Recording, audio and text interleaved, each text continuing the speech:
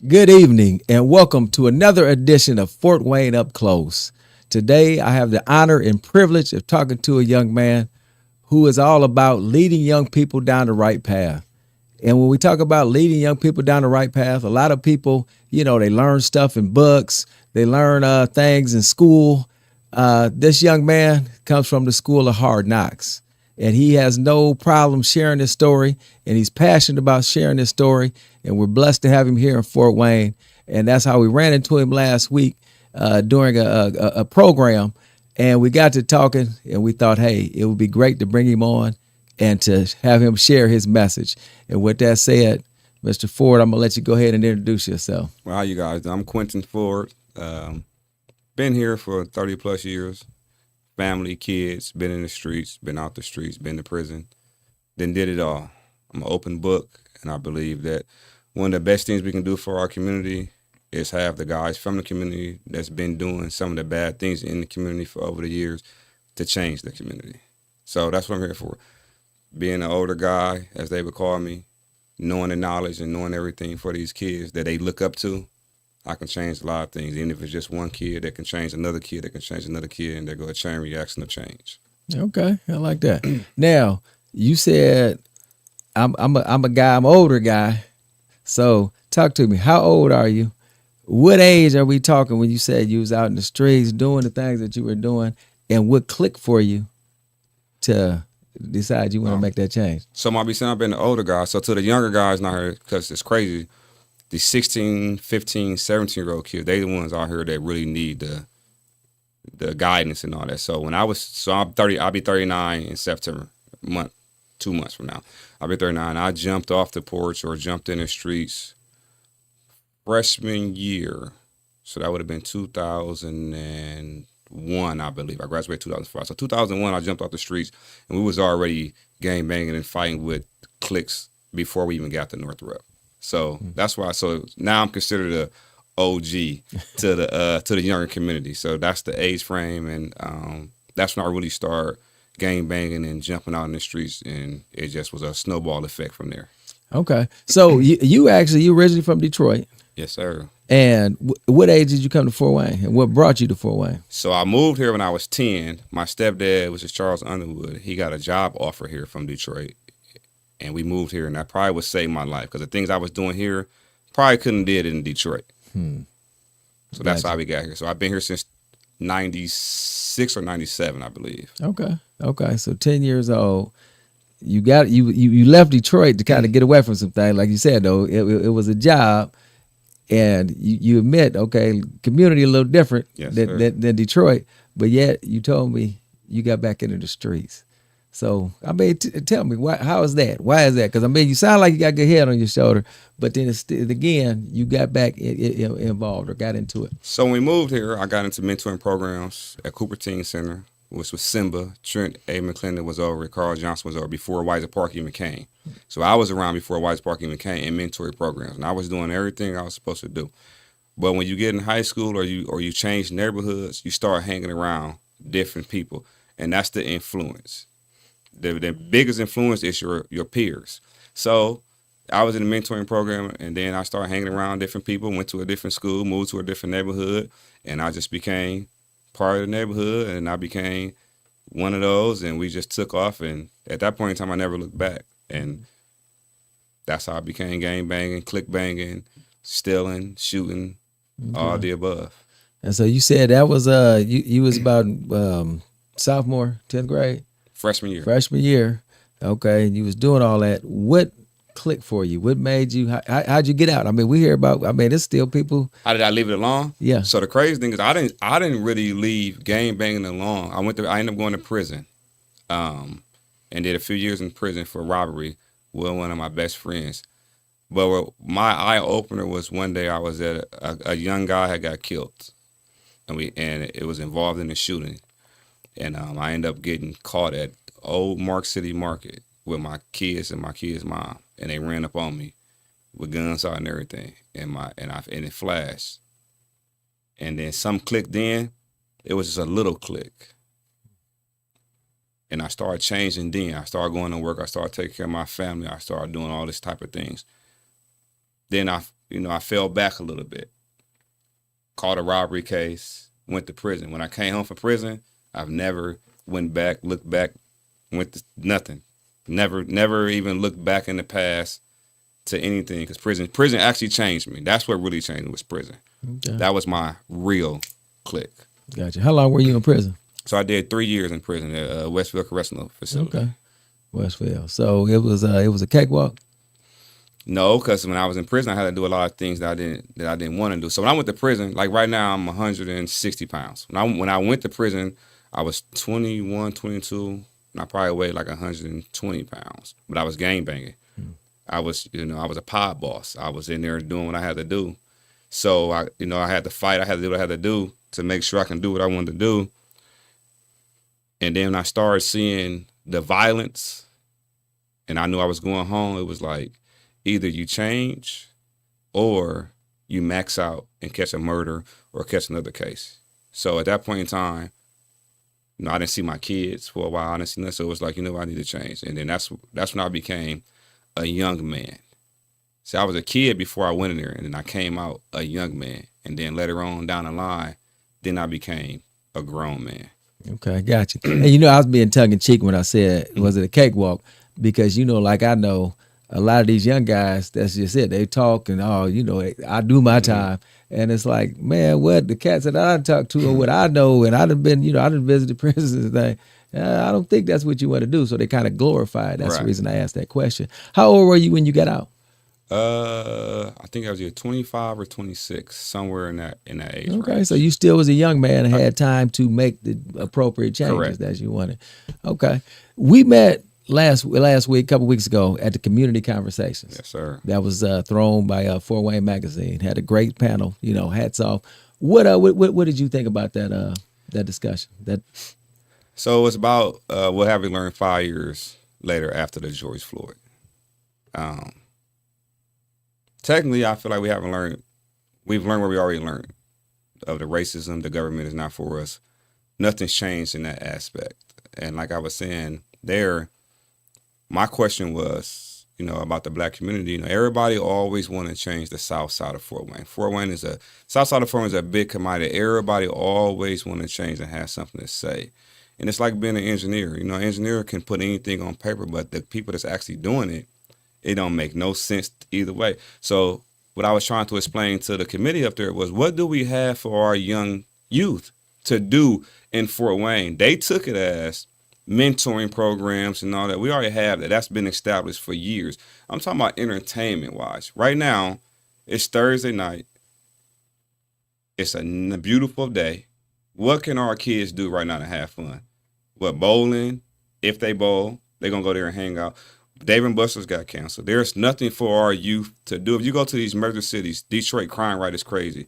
Chicago crime rate is crazy. But they still have stuff for good youth to do, to enjoy themselves on a Friday night, Saturday night, Thursday night, the summertime. We have nothing in Fort Wayne for our kids to do. So they're bored. When I was young, we was bored. We didn't have nothing to do. So you know what we did? We got together. We did what we was going to do. We rode around in cars, listened to music with guns and everything, just waiting to see somebody that we don't get along with. And you can go anywhere in Fort Wayne and see that. You can go to Walmart. You can go right out Rudisill right now. And you can see anybody sitting on their porch with their family that you don't like, and there go a shooting. Or you can go to the gas station, there go a shooting. That's the hangout spot, gas stations now. Mm-hmm. And it's terrible because we don't have nothing for our youth to do entertainment-wise to keep them busy. That brings jobs for some of the youth and for some adults, for the police to do security there, and it gives them something to do. And it give a lot of these kids a safe haven and families a safe haven. Where we can go to Dave & Buster if it was here. We know the police going to be out there. Ain't no guns going to be in here. These kids going to be running around having a good time. It's going to be security all through there. And my daughter might come home from college, or my daughter might be a sophomore in high school and she needs a summer job. It brings so much more to the community. They're sure trying to push that casino in New Haven. They mad that this getting blocked a little bit. But that's for adults. I mean, it's going to bring money and revenue to the surrounding area. But once again, they're pushing the youth of the south side of Fort Wayne to the side and worried about money coming back to Fort Wayne that doesn't really benefit the black kids on the south side of Fort Wayne. They're not helping build it. You know what I'm saying? It's just a lot that they can be doing with a lot more money with these babies on the south side of Fort Wayne to keep them from gang banging and click banging. I got you. One of the things, I don't know, you can tell me what you think of this. What I observed too, the few places that, and I'm talking that club age kid at 21 to 28, the few places they had to go and hang out, and I say the few, everybody ends up in the same thing. So if me and you beefing, or you done took my girlfriend, but I'm gonna go hang out, we running at each other. I mean, to your point, the lack of options is kind of tough. It's kind of, I ain't gonna say inevitable, but it's just not a good fit. You know, you're asking for something to happen versus, you know, separating folks. Hey man, we ain't going over there. You know, let's go over here. The options is just limited. The other thing that I see now, man, because even with options is social media. And I see and I hear so much stuff that gets stirred up and a lot of stuff that's going around the street.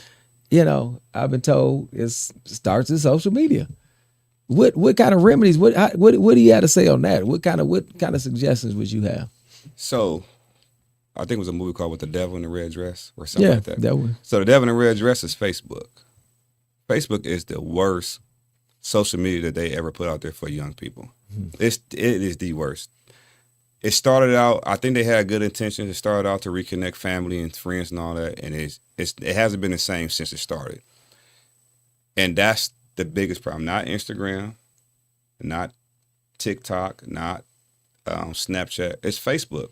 Facebook is probably the messiest platform in the world because a lot of stuff steers off of Facebook.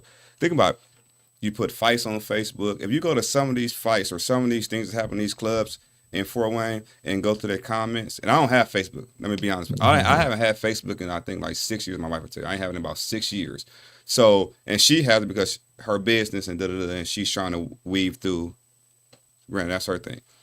I go, you know, she'll show me something that happened, and it'd be 1.6 million comments on a fight that happened in Fort Wayne or something, and then it'd be tagged to somebody else, and then you go to that page, and then they didn't fought again, and then you went to another page, they didn't fought again. That's the problem right there. Yeah. That's what's connecting them to fight and to do everything. If they got rid of Facebook or like they do on TikTok, you can't say certain words. You can't put certain stuff up there. Facebook, they wouldn't even have a Facebook no more because see, Facebook give you too much freedom. TikTok, you can't say certain words and you can't put fighting videos up there because they'll ban you. So Facebook need to fall in place because especially in black communities, Facebook is the worst. Every time you go on Facebook, all you see is fights. Yeah. Fights and drama, baby mama drama, baby daddy drama, fights, or I don't like this girl, or somebody and told on my food place and then sent the city against me, or da-da-da. It's always negativity on Facebook, and that's a big problem. And you know, black communities that's kind of down, they thrive on the negativity. That's, you know what I'm saying? It keeps it going. It's like adding gasoline to the fire. Because the other part too, I mean, even like with the younger people, and Facebook is people flossing, how you dress, what you have. And when I say younger, because I know, you know, we go out, we actually went up, took our show on the road and went and talked to some high school kids. And these are things that they were telling us, you know, so when you talk about bullying, a lot of people don't even know. You could be getting bullied subconsciously, but just out because, again, everybody out here dressed this way, but you not. Ain't nobody got to say a word, but if you looking at their Facebook, you looking like, dang, I ain't got that. I can't afford that.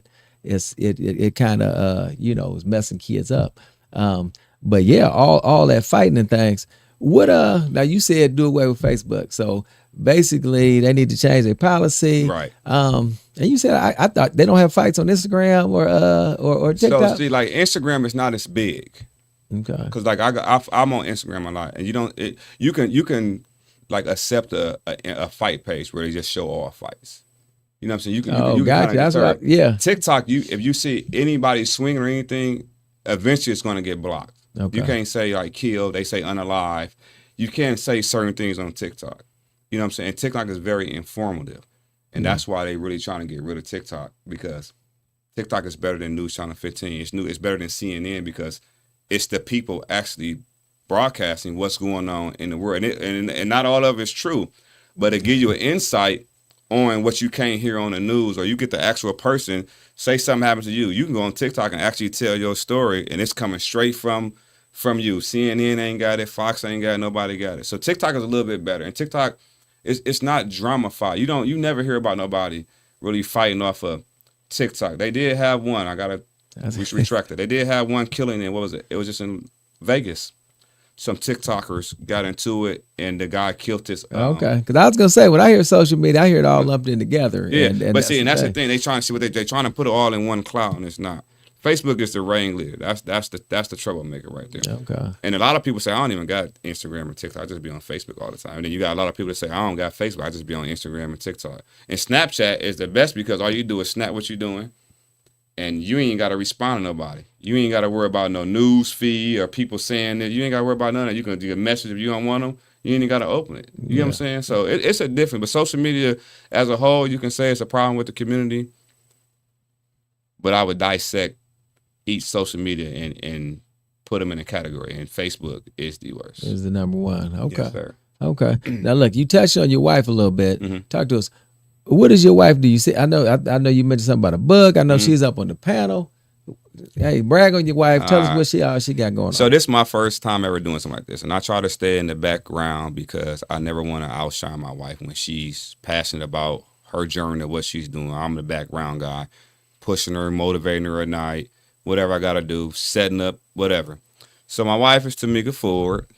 So she got a book called More to Life. And it's about her and her brother and her sister. Her brother's deceased now. Her brother and her sister, and how they grew up on the south side of Fort Wayne with a mom that was dealing with drugs and just normal stuff that basically in the South that you sweep under the rug. So she kind of been talking about it, and she wrote a book, and she was just in the magazine, Fort Wayne magazine last month, and she wrote an article, and we got a journal, and so she's doing good. She's trying to touch the community and young kids through her book that's been going through this, that's been scared to talk about it. And she's talking about it, and, as the Black community, it's some stuff, family, you just don't say, and it's bad about that. So she be getting a lot of backlash from family about it, but it's her story. So how can you stop anybody from telling their story? Yeah. So, and I'm proud of her, and I love her, and I'm doing everything in my power, working, going to set up these book signings. We got a book signing tomorrow. We got a book signing Saturday. We got book signings every weekend, I think, for the next month and a half, from Alabama to Oregon to New York City to everywhere. We going all over. Oh, okay. Y'all nationwide with it. Yeah. Okay. So where the next three at? They out of the city? So her sister lives here. She just recently got married, and her brother died. He got killed in at a bar/restaurant thing. And he ended up getting shot and didn't make it. And that was in 2010, I believe. Okay. But I'm saying her book signings, are they? They're here. So her book signings we got one tomorrow that's on Broadway. Come on, you got to get some details. So I turned my phone off for this. I don't remember all because there's so many, but yeah. So she got book signings. So if you want to go to, her name is Tamika Ford on any social media, and you can order her book off. We on all platforms, Barnes & Noble, Amazon. You can get it from us, and it's called More to Life. Life is spelled L-Y. Okay, F-E. Gotcha. Now, it's funny that you talk about things that happen within families that people don't talk about. We just held a think tank with families and parents. Yeah. And that was one of the things that came up, is about sharing with your kids. One of the analogies the guy used, just like what you said, in African American households, you might not talk about being molested. You might not talk about, you went to jail. Tell your kids that. We don't share our tribulations with our kids. So it's funny that you said she comes out in the book and is receiving backlash that literally was something that was just spoke on at this think tank, as something that needs to improve, that you share with your children, with people. And that's something that, we do as a community have to work on, and a lot of it too, and it came up, and I would agree too, like in the right space, you have the conversation with folks, and hitting people at age when they can handle it. Yes, sir.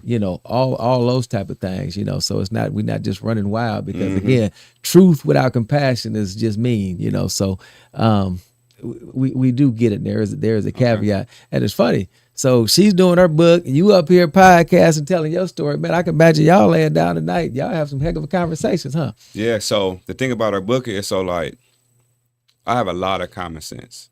Like she been through all the schooling and all that, but I'm from the streets. I've been, so my common sense and my streetness is different. I don't think I'm always out the box. I never think inside the box. I think about what everybody else got going on, how this might affect this person, how this might affect this person. So when we sit in there or we stay up all night, we might stay up and she be, well, what you think about this?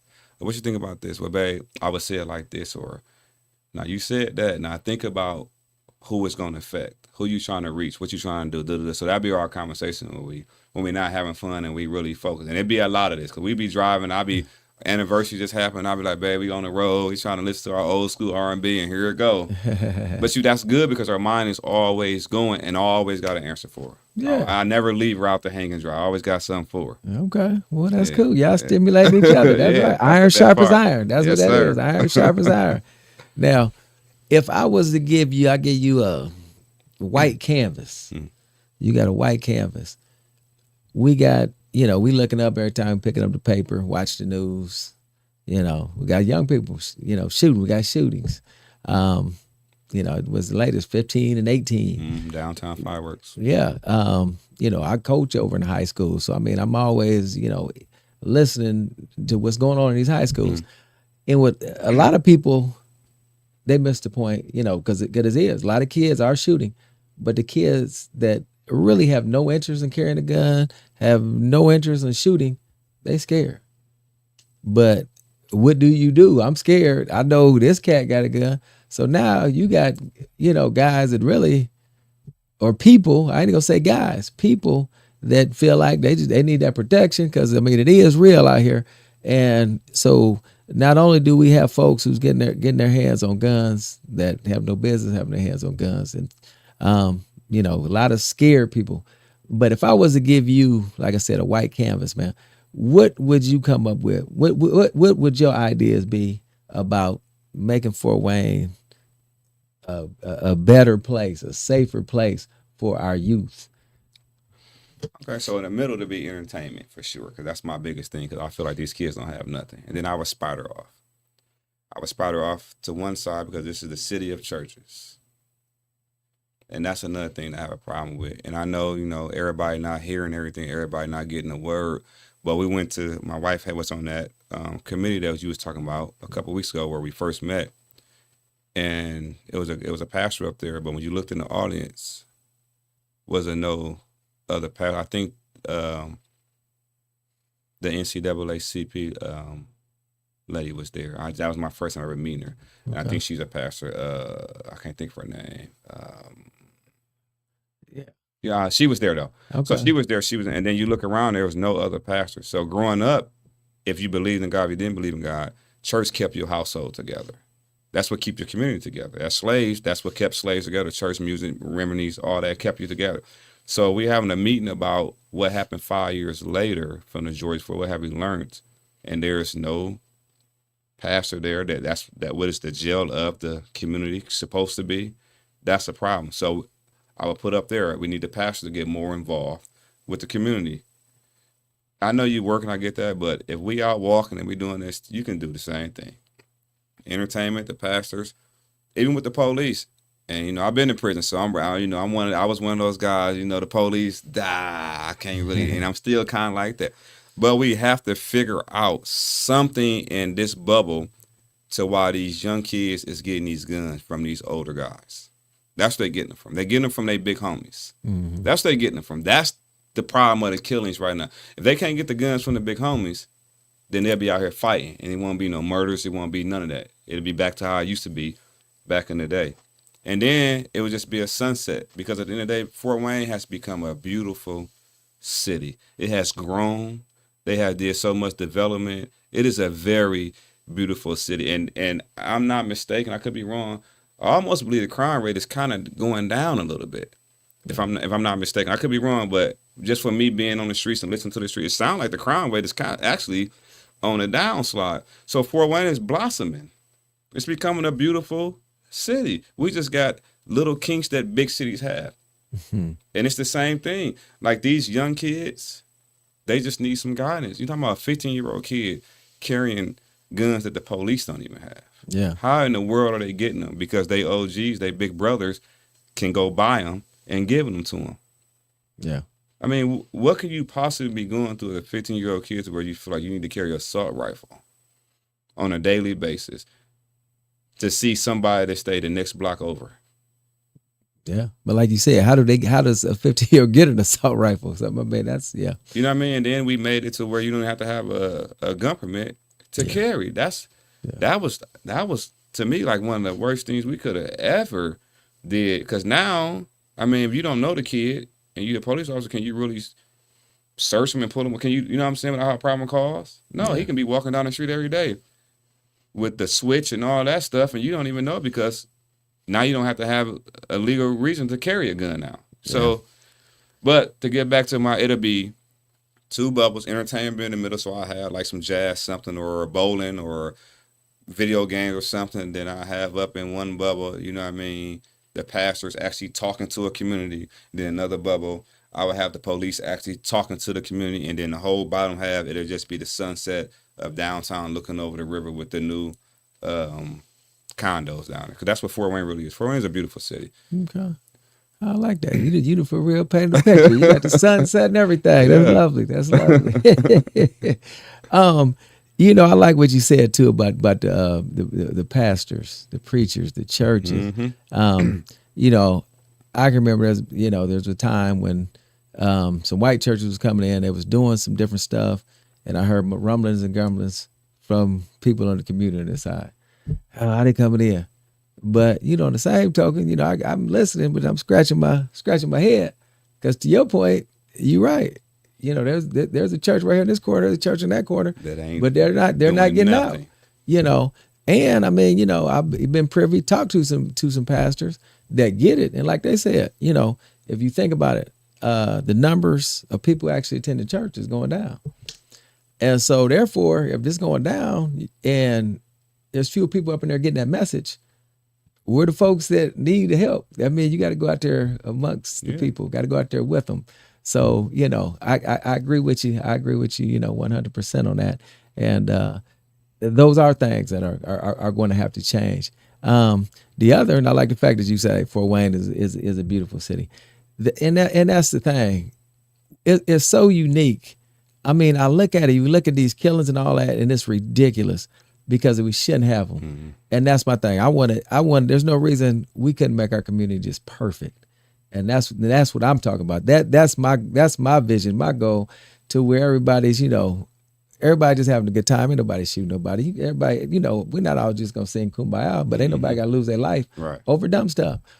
But, you know, when you look around and you from Detroit, and I tell people, I got people in Detroit, I have people in Chicago, you know, I done been to these places, and in a lot of them places, going to school is a life or death situation where you go to school at. You literally, I mean, you said Chicago, it was bad. No, Chicago, more people die in Chicago than die in actual wars. Mm-hmm. That's how serious it is.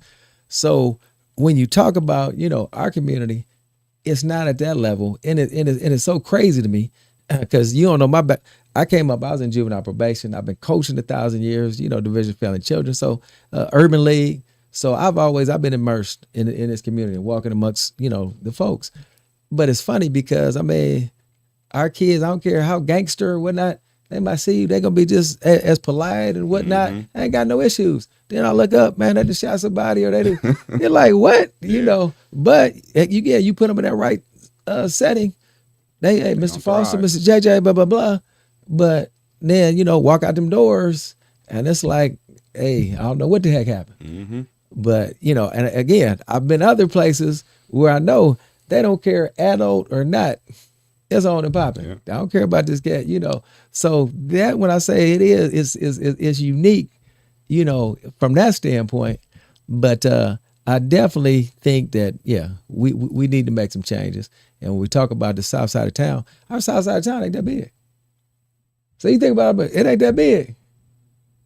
You know, you got that certain block radius, and you hit on a good point. Hey, all I can do is ride down Ruder, so I know where to find you. You know, I'm gonna take this left, you know, whatever on Oxford, right there. and I'm right. You know, boom, I know where. You know, so it has to get done, and we got to do things, you know, with the family to where we can, you know, can strengthen that, get that discipline.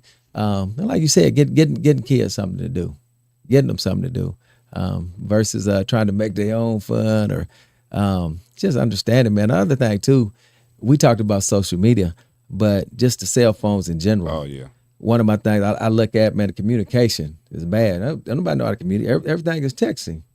So then, therefore, if I get at you and I'm talking to you, hey, your word game better than mine. I'm just first man bugging. It's on the popping because I can't match you. I can't match you literally. Exactly. So we got to fight. I got to shoot, whatever, because I'm not, you know, verbally equipped to handle your tongue.